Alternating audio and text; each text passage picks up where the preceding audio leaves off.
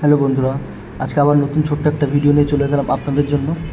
আজকে একটা নতুন কেক অর্ডার ছিল, ফটোতে হয়তো দেখিয়ে নিয়েছেন কেমন হবে কেকটা। তো চলো দেখা যাক কীভাবে করা হয় কেকটা ফিনিশিং। রেগুলার মতো রোজ সেই সাদা ক্রিম দিয়ে ফিনিশিং হবে কেকটা। একটু ফাস্ট করে দিচ্ছি ভিডিওটা যাতে খুব বেশি বড় না হয়। ভিডিওগুলো একটু আটকে আটকে যাচ্ছে, একটু প্রবলেম হচ্ছে হয়তো।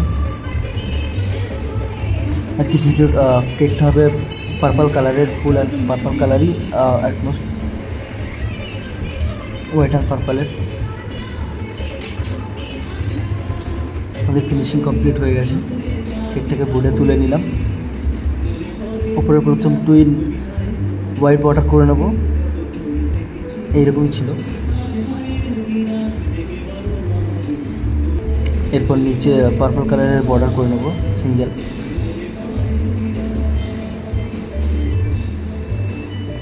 আমার পার্পল কালারের ফুল অলরেডি বানিয়ে রেখেছি আমি আগে, সেটা বসিয়ে দেবো। 3 পিস ফুল দিয়ে দেবো।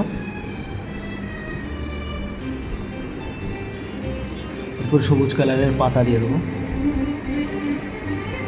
সিম্পলই আছে কেকটা, সেরকম কোনো ব্যাপার না, হাইফাই কোনো কেক না, এটা নর্মাল একটা কেক।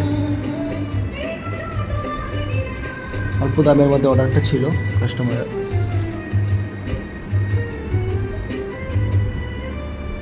কেকটা অ্যাকচুয়ালি এখানেই কমপ্লিট হয়ে গেছে, আর কিছু ছিল না কেকটাতে। বাট সাইডে সাদাটা খুব খালি খালি লাগছিল, তো আমি এক্সট্রা কিছু ওখানে দিয়ে দিলাম, কারণ নয়তো খুবই মানে খুবই খালি লাগছিল, ফাঁকা ফাঁকা লাগছিলো, কেকটা লুক আসছিল না।